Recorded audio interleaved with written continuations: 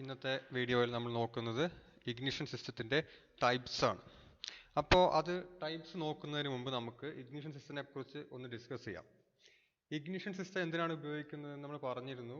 ഫ്യുവലിനെ, അതായത് combustion ചേമ്പറിലുള്ള air fuel മിക്സ്ചറിനെ ignite ചെയ്യാൻ, അതായത് കത്തിക്കാനാണ് എന്ത് ഉപയോഗിക്കുന്നത്, ഇഗ്നിഷൻ സിസ്റ്റം ഉപയോഗിക്കുന്നത്.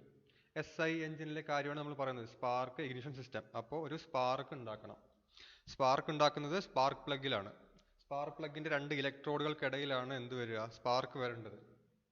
അപ്പോൾ സ്പാർക്ക് ഉണ്ടാവാൻ ചെറിയ വോൾട്ടേജ് ഒന്നും പോരാ എന്ന് മനസ്സിലാക്കി വയ്ക്കുക. അപ്പോൾ വാഹനത്തിലുള്ള എല്ലാ പവറും, അതായത് ഇലക്ട്രോണിക് സിസ്റ്റം അല്ലെങ്കിൽ ഇലക്ട്രിക്കൽ സിസ്റ്റം വർക്ക് ചെയ്യാനുള്ള പവർ ഉണ്ടാവുന്നത് ബാറ്ററിയിൽ നിന്നാണ്. ബാറ്ററി ചാർജ് ചെയ്യാൻ ആൾട്ടർനേറ്റർ ഉണ്ടായിരിക്കും, അവിടെ ഇരിക്കട്ടെ. ബാറ്ററിയിൽ നിന്നാണ് എല്ലാ സിസ്റ്റത്തിലേക്കും പവർ കിട്ടുന്നത്. ഇഗ്നിഷൻ സിസ്റ്റത്തിലേക്കും പവർ കിട്ടുന്നത് ബാറ്ററിയിൽ നിന്ന് തന്നെയാണ്. അപ്പോൾ ഈ ബാറ്ററി ഒരു കാർ ബാറ്ററി ആണെങ്കിൽ ഏകദേശം 12 വോൾട്ട് ചാർജ് ആയെന്ന് കിട്ടുള്ളൂ. ഒരു ബാറ്ററിയുടെ ഔട്ട്പുട്ട് എന്ന് പറയുന്നത് 12 വോൾട്ടാണ്. പക്ഷേ ഈ ഇലക്ട്രോഡുകൾക്കിടയിൽ സ്പാർക്ക് ഉണ്ടാവണമെങ്കിൽ ഈ 12 വോൾട്ട് പോരാ, ഏകദേശം 25,000 വോൾട്ട് വേണം. മിനിമം പഴയ വാഹനങ്ങളാണെങ്കിൽ 15,000 വോൾട്ട് മുതൽ വർക്ക് ചെയ്യുമായിരുന്നു. ഏറ്റവും പുതിയ ലേറ്റസ്റ്റ് വാഹനങ്ങളിൽ ലീൻ മിക്സ്ചർ ആയതുകൊണ്ട് അവയ്ക്ക് 25,000 വോൾട്ട്, ഏകദേശം 25 കിലോ വോൾട്ട് ആവശ്യമുണ്ട്. എത്ര വലുതാണെന്ന് ആലോചിച്ച് നോക്കാം. നമ്മുടെ വീട്ടിലേക്ക് വരുന്നത് വെറും 230 വോൾട്ടാണ്. അതിൻ്റെ എത്രയാ, 100 ഇരട്ടിയുടെ മുകളിൽ വോൾട്ടേജ് ചെന്നാൽ മാത്രമേ സ്പാർക്ക് പ്ലഗ് ഉണ്ടാവുകയുള്ളൂ, അല്ലെങ്കിൽ സ്പാർക്ക് പ്ലഗിൽ സ്പാർക്ക് ഉണ്ടാവുകയുള്ളൂ. അപ്പോൾ ഇത്രയും വലിയ പവർ അല്ലെങ്കിൽ വോൾട്ടേജ് ഉണ്ടാക്കാനുള്ള സിസ്റ്റം ഈ ഇഗ്നിഷൻ സിസ്റ്റത്തിൽ ഉൾപ്പെടുത്തിയിട്ടുണ്ടായിരിക്കണം. ഈ അടുത്ത ഒരു സെന്റൻസ് ശ്രദ്ധിക്കുക. ബ്രേക്ക് ഡൗൺ വോൾട്ടേജ്, ആ റെഡ് കളറിൽ മാർക്ക് ചെയ്തിരിക്കുന്ന ഭാഗം. ബ്രേക്ക് ഡൗൺ വോൾട്ടേജ് എന്ന് പറയുകയാണെങ്കിൽ സ്പാർക്ക് പ്ലഗിൽ സ്പാർക്ക് ഉണ്ടാവാൻ വേണ്ട വോൾട്ടേജിനെ വിളിക്കുന്ന പേരാണ് breakdown voltage. Breakdown വോൾട്ടേജിൽ താഴെയാണെങ്കിൽ സ്പാർക്ക് ഉണ്ടാവില്ല. ബ്രേക്ക് ഡൗൺ വോൾട്ടേജിന് മുകളിലാണെങ്കിൽ കുഴപ്പമില്ല, പക്ഷെ ഡാമേജ് ആവാൻ സാധ്യതയുണ്ട്. പക്ഷേ മിനിമം ബ്രേക്ക് ഡൗൺ വോൾട്ടേജ് എങ്കിലും ഉണ്ടെങ്കിലേ ആ സ്പാർക്ക് പ്ലഗിൽ സ്പാർക്ക് ഉണ്ടാവുകയുള്ളൂ. അപ്പോൾ ഈ ബ്രേക്ക് ഡൗൺ വോൾട്ടേജ് പല കാര്യങ്ങളെ സ്വാധീനിക്കുന്നുണ്ട്. അത് ഒന്നാമത്തത് ഇലക്ട്രോഡിൻ്റെ ഇലക്ട്രോഡിൻ്റെ ഗ്യാപ്പ് കൂടുകയും കുറയുന്നതനുസരിച്ച് ഈ ബ്രേക്ക് ഡൗൺ വോൾട്ടേജ് മാറ്റം വരും.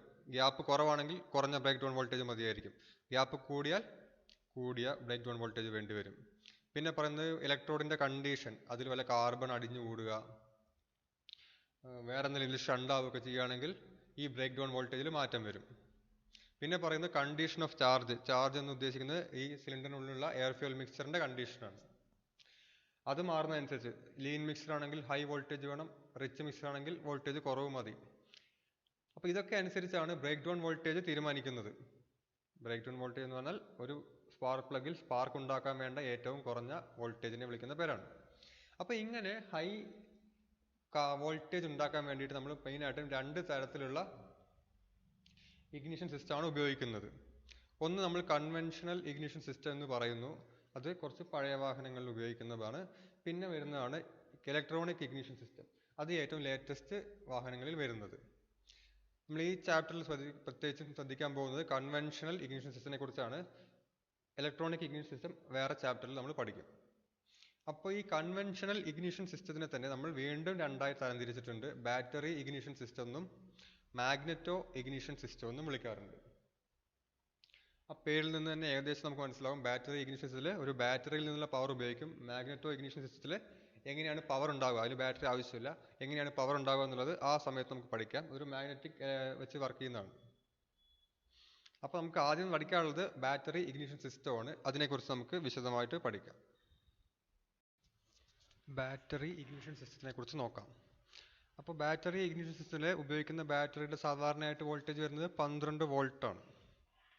അപ്പോൾ ഈ സിസ്റ്റം ഒരു ഇഗ്നിഷൻ കോയിൽ ഉപയോഗിക്കുന്നുണ്ട്. അതായത് ട്രാൻസ്ഫോമർ പോലെയാണ് വർക്ക് ചെയ്യുക. ട്രാൻസ്ഫോമർ എന്താണ് ചെയ്യുക, 2 ടൈപ്പ് ട്രാൻസ്ഫോമർ ഉണ്ട്. ട്രാൻസ്ഫോമർ ഒന്നെങ്കിൽ സ്റ്റെപ്പ് അപ്പ് ട്രാൻസ്ഫോമർ എന്നും അല്ലെങ്കിൽ സ്റ്റെപ്പ് ഡൗൺ ട്രാൻസ്ഫോമർ എന്നും പറയാറുണ്ട്. സ്റ്റെപ്പ് അപ്പ് ട്രാൻസ്ഫോമർ എന്ന് പറഞ്ഞാൽ കുറഞ്ഞ വോൾട്ടേജിനെ കൂടിയ വോൾട്ടേജ് ആക്കി മാറ്റും. സ്റ്റെപ്പ് ഡൗൺ ട്രാൻസ്ഫോമർ എന്ന് പറയുകയാണെങ്കിൽ കൂടിയ വോൾട്ടേജിനെ കുറഞ്ഞ വോൾട്ടേജ് ആക്കി മാറ്റും. നമ്മുടെ റോഡ് സൈഡിലൊക്കെ കാണുന്ന ചെറിയ ട്രാൻസ്ഫോമർ സ്റ്റെപ്പ് ഡൗൺ ട്രാൻസ്ഫോമർ ആണ്. വലിയ വോൾട്ടേജിനെ ചെറിയ വോൾട്ടേജ് ആക്കി മാറ്റും. നമ്മുടെ വീട്ടിലേക്ക് 30 വോൾട്ട് ആക്കി മാറ്റുന്നത്. ഇഗ്നിഷൻ കോയിൽ തിരിച്ചാണ്. Ignition coil step up transformer ആയിട്ടാണ് വർക്ക് ചെയ്യുക. അതായത് കുറഞ്ഞ വോൾട്ടേജിനെ കൂടിയ വോൾട്ടേജ് ആക്കി മാറ്റുന്നു. അപ്പോൾ ഇഗ്നിഷൻ കോയിൽ ഉപയോഗിക്കുന്നത് കൊണ്ട് തന്നെ ഈ സിസ്റ്റത്തിനെ കോയിൽ ഇഗ്നിഷൻ സിസ്റ്റം അല്ലെങ്കിൽ ബാറ്ററി കോയിൽ ഇഗ്നിഷൻ സിസ്റ്റം എന്നും കൂടി വിളിക്കാറുണ്ട്. ഈ സിസ്റ്റത്തിൽ രണ്ട് സർക്യൂട്ടുകളാണുള്ളത്, primary circuit and secondary circuit. ഈ സർക്യൂട്ടിൽ എന്തൊക്കെയാണ് നമുക്ക് ഡയഗ്രാം വരയ്ക്കുമ്പോൾ കാണാം.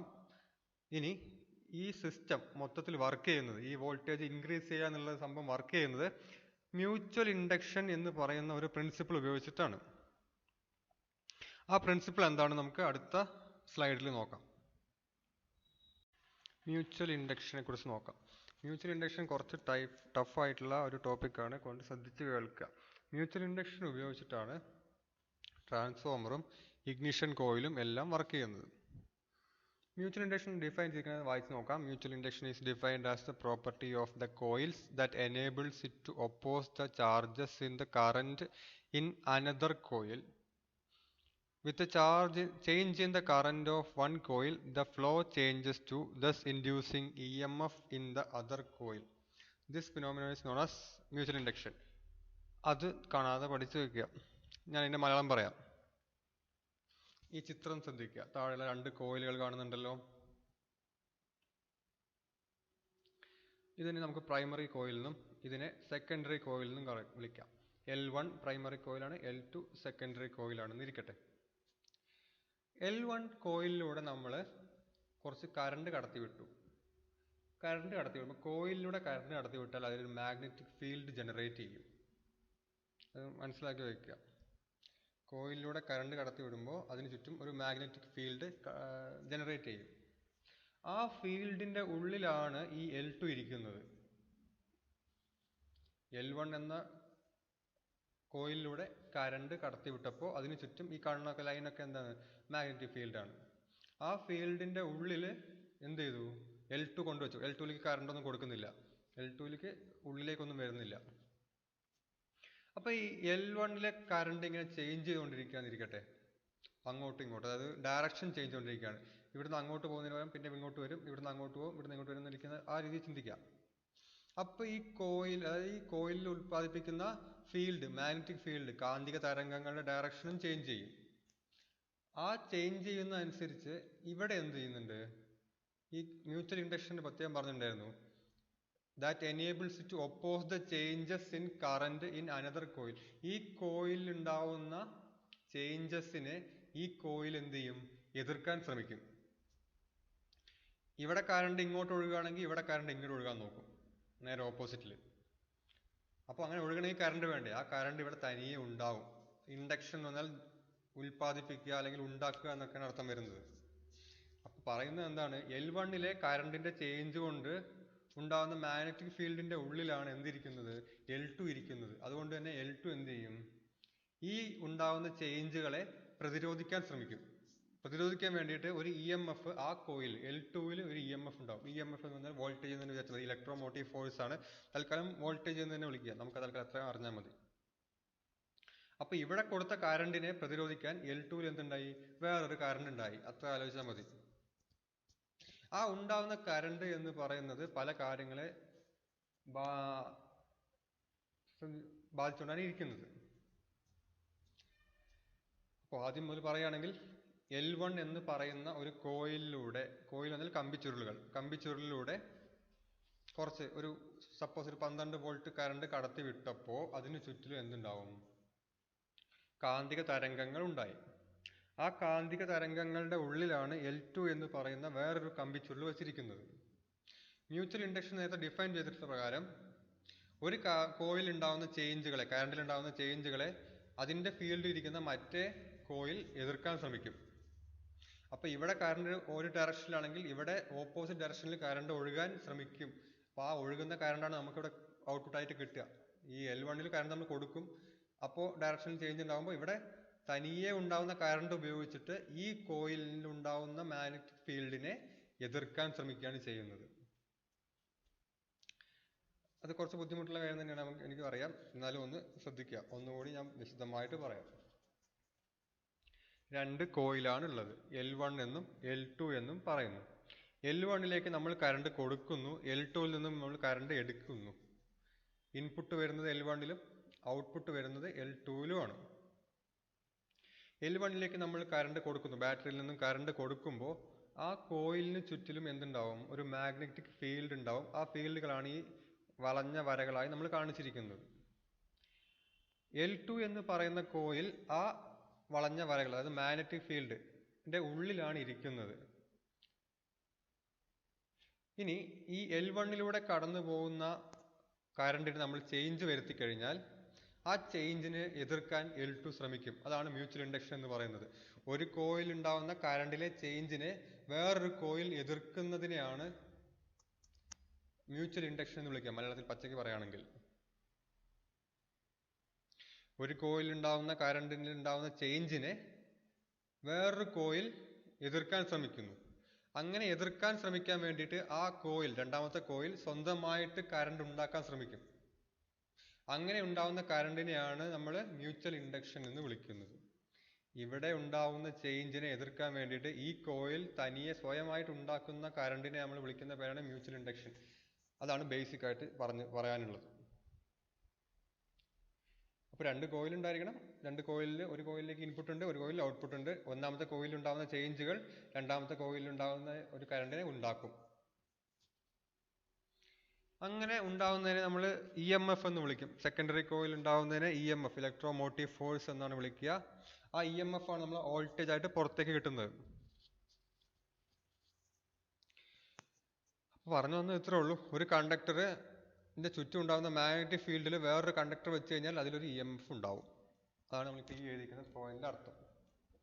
ഈ സെക്കൻഡറി ഉണ്ടാകുന്ന EMF എന്ന് പറയുന്നത് ഇതിനുള്ള കമ്പി ചുരുളുകൾക്ക് പ്രൊപ്പോർഷണൽ ആയിരിക്കും, ആനുപാതികമായിട്ടുണ്ടാവുക. ഇവിടെ ഉണ്ടാകുന്നത് കാരണം ഇവിടെ എത്ര കൊടുക്കുന്നുള്ളതല്ല, ഇവിടെ എത്ര ടേൺസ് ഉണ്ട് എന്നതിനനുസരിച്ച് നമുക്ക് ഔട്ട്പുട്ടിൽ മാറ്റം വരും. ഇവിടെ എണ്ണം കൂടുതലാണ്, 10 ആണെങ്കിൽ കുറച്ച് വോൾട്ടേജ് കിട്ടും, 100 ആണെങ്കിൽ കൂടുതൽ വോൾട്ടേജ് കിട്ടും, 1000 ആണെങ്കിൽ അത്രയും വോൾട്ടേജ് കൂടുതൽ കിട്ടും.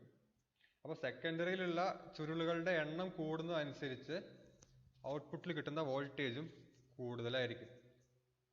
എക്സാമ്പിൾ പറയുകയാണെങ്കിൽ ഇവിടെ 10 ചുരുളുകളും ഇവിടെ 1000 ചുരുളുകളും ഉണ്ട് എന്നിരിക്കട്ടെ.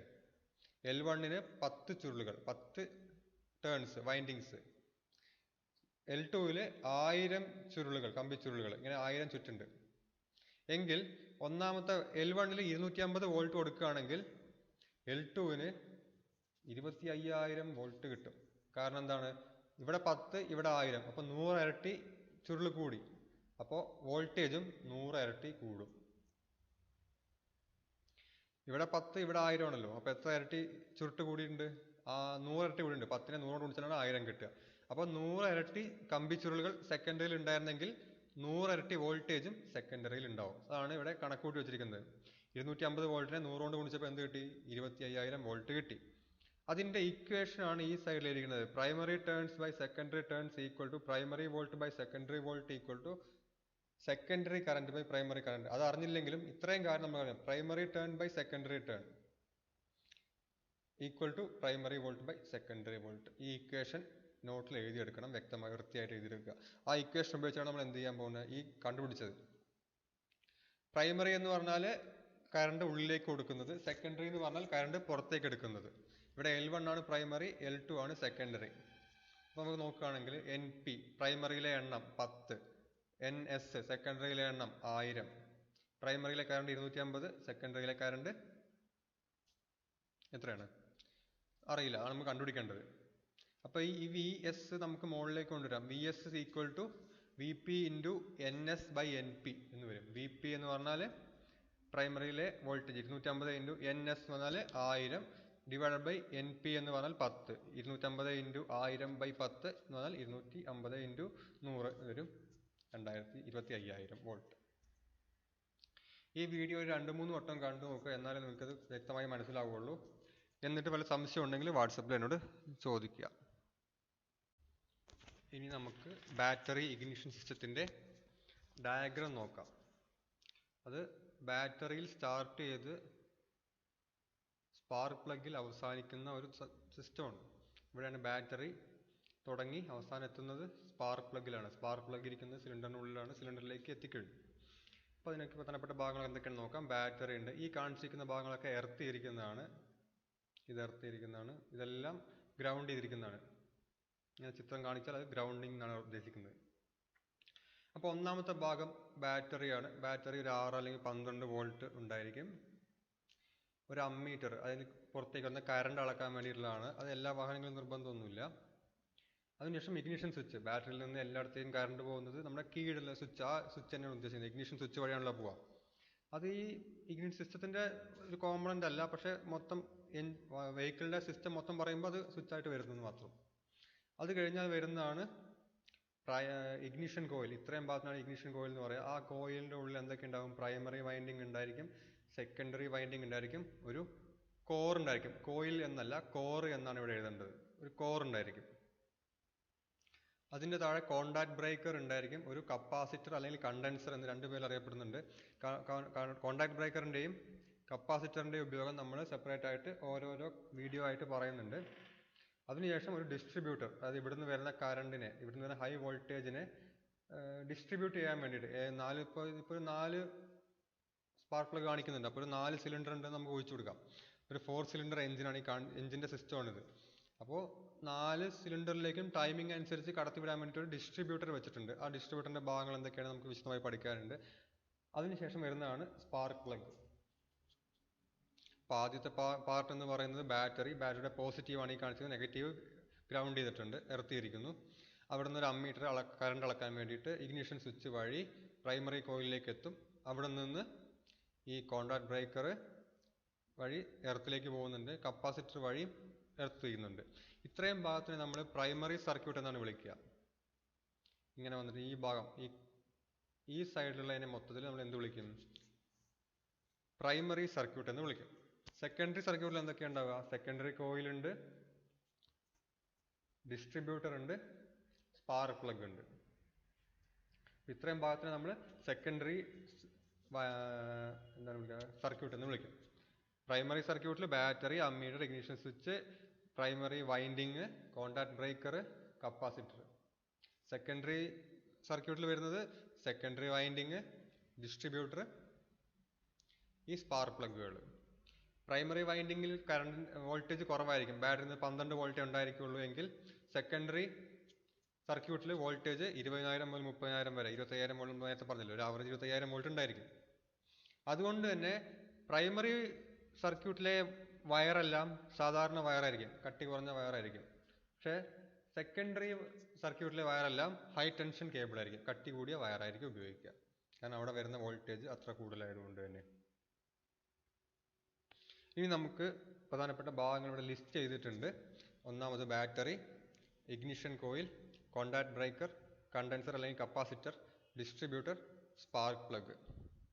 ഇതിനെ നമുക്ക് ഓരോന്നിനെയും പറ്റി വിശദമായിട്ട് പഠിക്കാനുണ്ട്. ബാറ്ററി മാത്രം ഇപ്പോൾ എടുക്കില്ല, ബാറ്ററി നിങ്ങൾക്ക് ഇലക്ട്രിക്കലായിട്ട് പഠിക്കുമ്പോൾ വിശദമായിട്ട് പഠിപ്പിക്കുന്നുണ്ട്.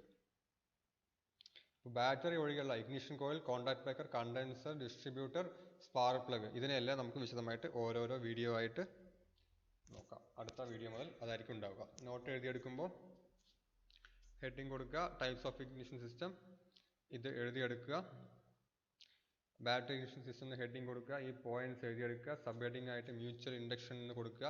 ഈ 2 ചിത്രം വരയ്ക്കണം, ഈ ഇക്വേഷൻസ് രണ്ടും എഴുതിയെടുക്കണം, ഈ നോട്ട്സ് എഴുതിയെടുക്കുക.